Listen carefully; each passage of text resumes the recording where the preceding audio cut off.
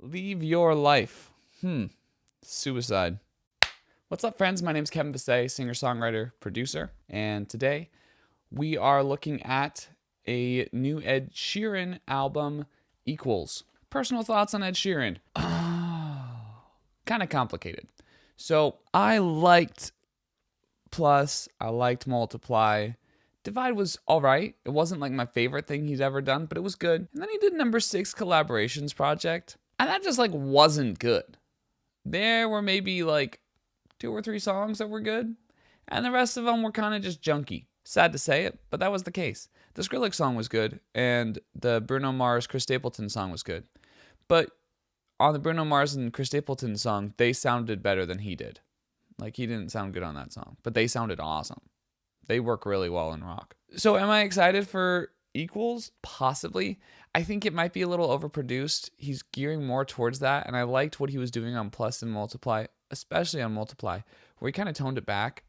I think working with Rick Rubin really helped him embrace that hip hop aspect of his songwriting and of his sound. Multiply is probably my favorite thing he's done. I'm a little nervous that this one will not be good, but I'm also open to the possibility that it will be good. I don't know why this one's not called Minus. I've been trying to figure that out. If anyone knows, if he said anything and you guys know, please put it in the comments because I'm really trying to figure it out. Why would he skip Minus? Or is he going to do Equals and then he's going to do Minus? But I feel like Equals would be the last one in these symbols. So I'm not sure. I would have gone Minus next. Okay, Tides. Start it out.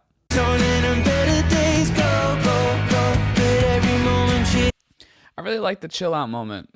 That was good.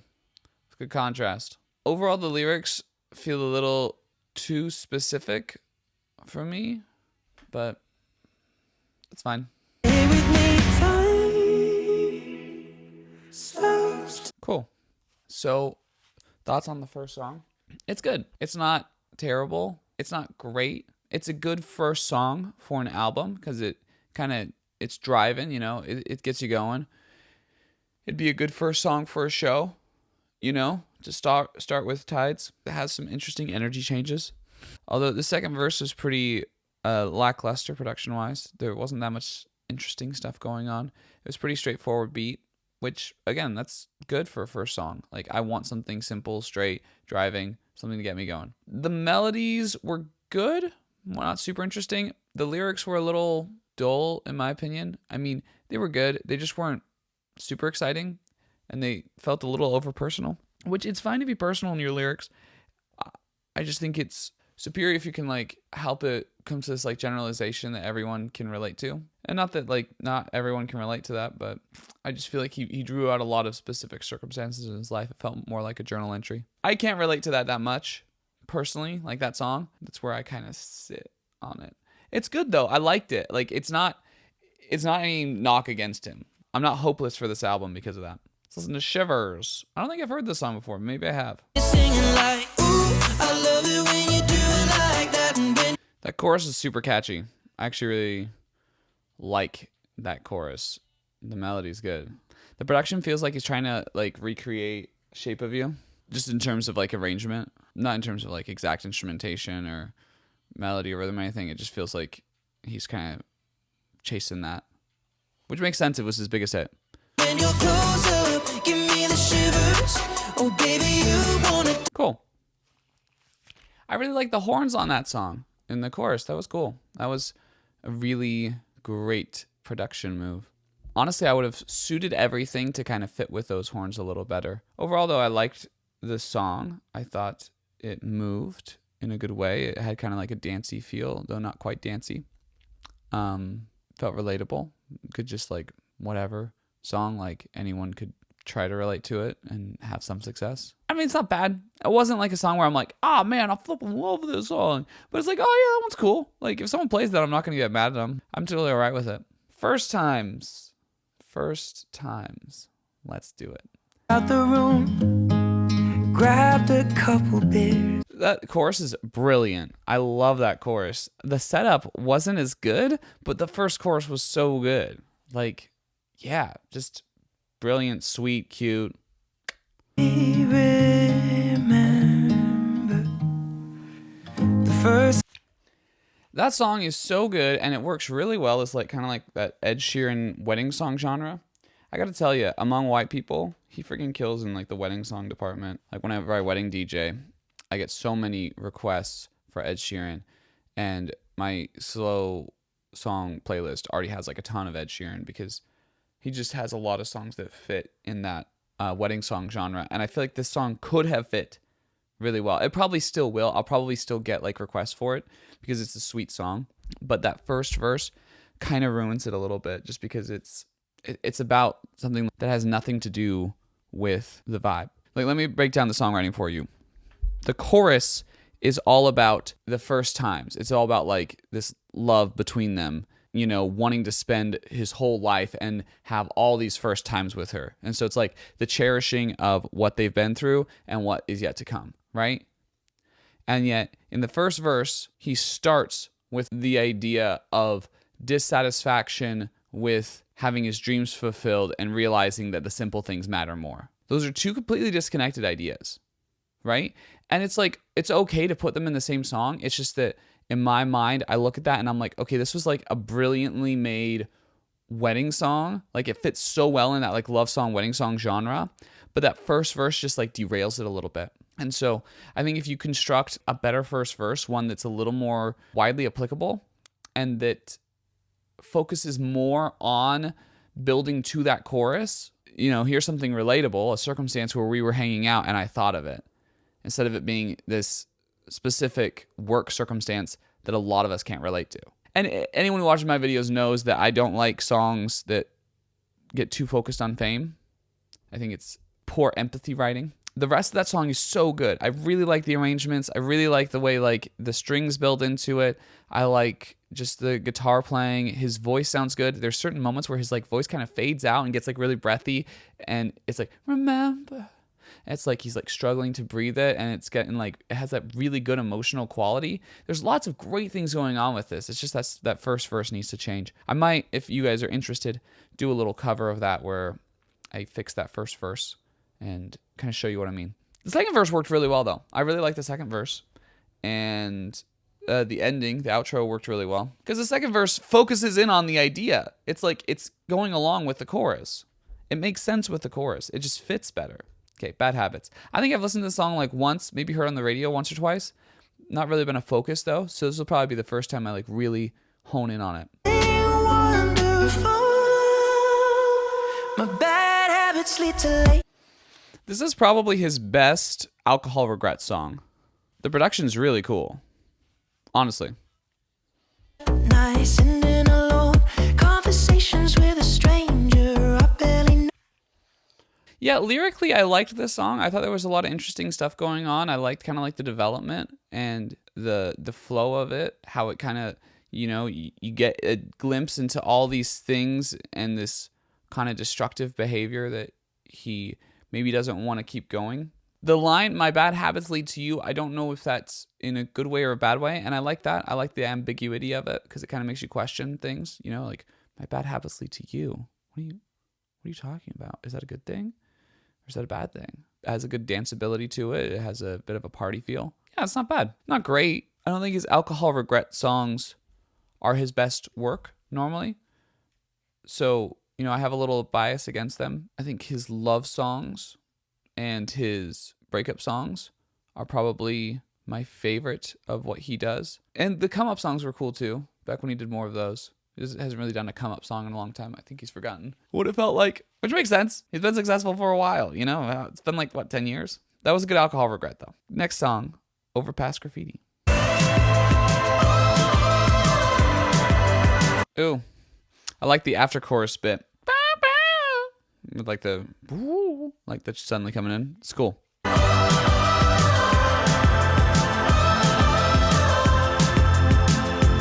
So, like I said, I really like the post-chorus. I thought that was cool. I thought the production on it was interesting. The kind of filter they put over the vocal. Kind of like a nostalgia love song, right? Which he's done a lot of those too. And this is one of them. The pad was a little much. Kind of going for that Stay Kid Leroy vibe. But wasn't it that bad, though? Or just taking away the pad. It just didn't feel like it fit the song. Didn't add anything in terms of excitement. If anything, it like dampened the excitement of it a little bit. Strip it down, just do like a straight up acoustic version, kind of like what we used to expect from him. But maybe he's gotten bored of that, which I could understand. I mean, doing 3 albums of that can get annoying. Maybe. I don't know. I change up every single album, like completely. And so I don't really know what it's like to get tired of something. I don't let myself get tired of it. The Joker and the Queen. Let's check it out. Upside down, from the outside in. That guitar coming in on the second verse just made so much sense. I was like, he's going to add something right here. And then he had a guitar, and I was like, nice. I like the scratchy sound.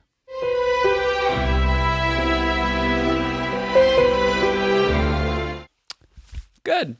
Nice little pretty Ed Sheeran love song. Works well for weddings. No problems there. A good like humble pie type song, like I'm so lucky to be with you.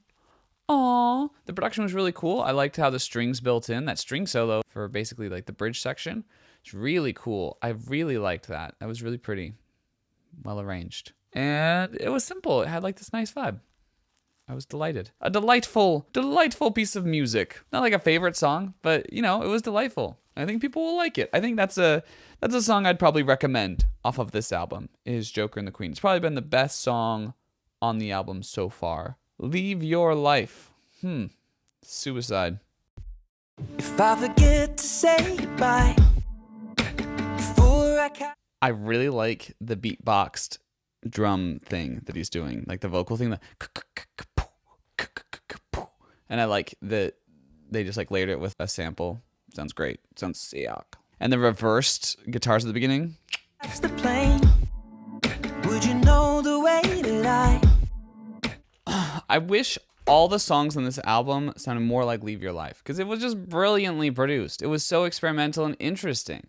It kind of reminded me of Phil Collins and the ending of Disney movies. I feel like this is like a really good song to end a Disney movie with. Like if a movie ended with this song, I'd be like, nice. That was good. That was the way to end it. It was cool. Yeah, just like a Disney Renaissance ending song. Really liked it. Really liked the production throughout. Unique, experimental, fun, interesting lyrical idea and concept. Works well in a lot of situations. It doesn't have to be just a lover. It could be just like a friend. It could be anyone. It could be a family member. And I liked how the choruses burst more and had like more layers, and the verses tend to be more simple. Doing interesting changes throughout, production-wise. Good job. I liked it a lot. Collide.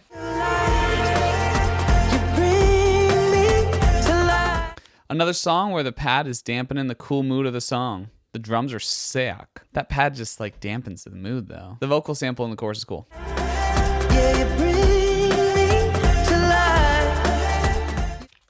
Beautiful song, beautiful lyrics. The production though, adding that pad again, unnecessary pad. Yeah, it just didn't make sense like why you would add that pad to that song. It felt like it could have been so much more of a banger if you would have just cut back on that. Maybe added a little bit more of the bass flair instead of the pad flair. Good little love song, like travel love song. Oh man, I've cherished all these moments we've had together. Worked well. A lot of really cool, unique vocal samples. Good guitar percussive stuff. Just that pad. I feel like Yeva's album separated from the same thing over padding. Maybe you need to go back to Rick Rubin so he can remind you not to use so many pads. Keep it dry. It's kind of like a preference, So I'm sure people will like that song because it's cool. It's like a good song. It's just two-step. Two-step. Get it off my chest and out into the ether with the rest of this mess that just keeps us depressed. We forget. The raps are great. I think the production energy build could be a little bit different. I may have mixed it up a little bit more in the second verse because it was really similar to the first verse. Get that we're here right now. I like the vocal tone he chose to use at the end the most. I like the space between us to go all night. Like the space right there is really cool. The rapping's good. I like how it picks up each time. I would have changed the build a little bit the second time through. I would have maybe placed the strips in different places, like not made it like instrumentally build exactly the same as the first verse. That being said, it was good rapping. It's the first time we're hear Ed Sheeran rapping on this album. And I think it was a pretty relatable topic of, hey, I've had a hard day. I just want to go dancing with the woman I love. It's cool. It's relatable. It's easy to understand, right? I didn't like the chorus melody. Wasn't my cup of tea. Not bad, just wasn't my cup of tea. Next song, Stop the Rain. Stop the rain, stop this train. I want to go back and go home again. Let's hear the song, Stop the Rain. When you blew the last away, bring out a poison tongue. I've liked everything about this song except for that first verse production. And the first melody is not as interesting too, but that first verse production just is like, was weird. I don't feel like it fit the vibe of the song. I don't know. Plastic crown, but for me they look the same. Sometimes. Yeah, that was good. The fanning outs I liked. I liked like the big vibes. I felt like the kick was a little weird, in my opinion. First song written entirely by Ed Sheeran on this album. That gives it some uniqueness. Nothing was like super striking to me about the song, but it wasn't a bad song, just kind of like a song that's in the album. I'm sure some people will really relate to it, because it's kind of like one of those encouraging, like, hey, you can't control everything, but just like keep on moving, you know? Great messaging, honestly. Just the melodies weren't super interesting to me. The production was good though, except for the first verse. Felt like a pick-me-up song, like a celebrate song. Love in slow motion. I bet you this one's slow.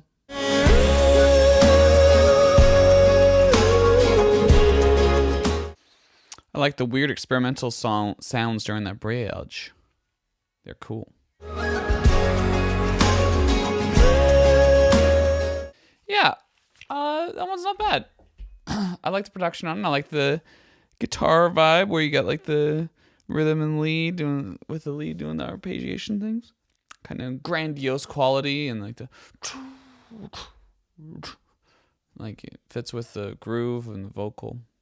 Yeah, good message too. I like the songwriting on it. The idea of, hey, sometimes we go too fast. Let's have basically a date night. Spend time with ourselves, you know? Like cherish what we have. It wasn't great. It wasn't anything I was like super loving, but it was good. It wasn't bad. That's kind of like the vibe I'm getting from this album so far is like, you know, it's good. It's not a bad album. It's not number 6 collaborations. For him, it's not great. We got 3 songs left. So let's check them out. Visiting Hours. So I could just swing by. I like the gang vocals on the second verse. Sound really good. Cool stuff. Then ask your advice. I just stacked on the writers on this. 1, 2, 3, 4, 5, 6, 7, 7 writers on a song. Like, what happened there?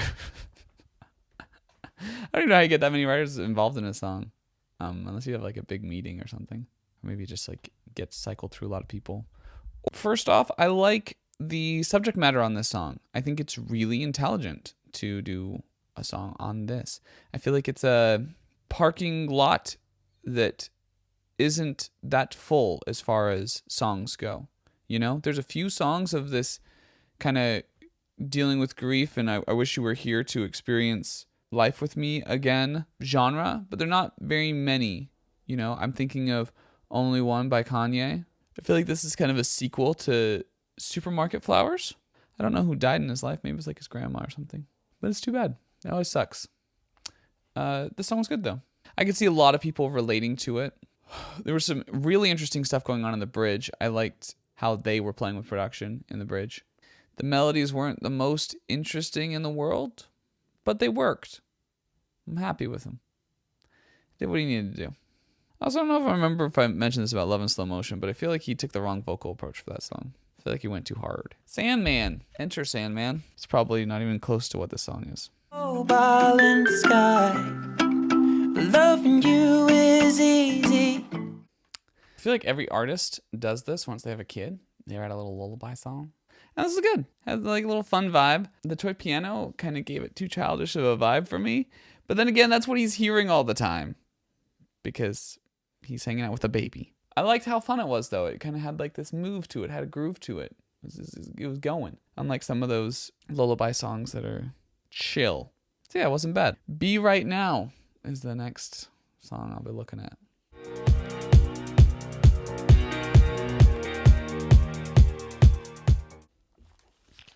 Be Right Now. Nothing special. Just kind of finish the album off Wasn't super impressive. Kind of easy going. Kind of like a vibe song. Vibing out. So what do I think of this album? How would I rank it? It's not as bad as number 6 Collaborations Project. But it's not great either. Like, there's not a lot of songs I really like. There's basically one song I really liked. Other songs were like, oh, that's good. Like, I'm okay with it. But it wasn't like something where I'm like, I want to listen to that again, you know? Which is too bad. Because I don't know, I've been like a real fan of Ed Sheeran's. Like, to the extent that my sister-in-law said, you're like an Ed Sheeran stan. I think it's just like disappointing when an artist you really like isn't putting out music that you vibe with as much. And maybe some people vibe with this a lot. It's just not my cup of tea, really. And it's so sad to admit that. Like, I don't like to admit that. It's probably, I'm like sad to admit, like I'm honestly sad to admit this, but it's probably like the best 1-star album or the worst 2-star album. But it's probably the best 1-star album. It's just not my cup of tea. Like, if someone plays it, I'm not going to get mad because I'm like, well, it's Ed Sheeran. Like, he kind of has a special place in my heart because he made, you know, Multiply, which is a great album. And it, like, helped me through a hard time in my life because it was just good music. And plus had a lot of, like, great songs that helped me through some tough stuff. I appreciate his work as an artist. I wish I liked it more, though. Sad but true. Anyway, hope you enjoyed this video. Make sure to like, comment, share, subscribe. Check out my latest album, Giovanni. It's available on all streaming platforms, and I'll have a link to it in my description. And yeah, that's it. Catch on the flip. If you love me, won't you tell me all of your secrets, all of your weaknesses? If you want to make this a moment, I want all that you are, all of your promises. I will love you forever. I will love you forever. I will.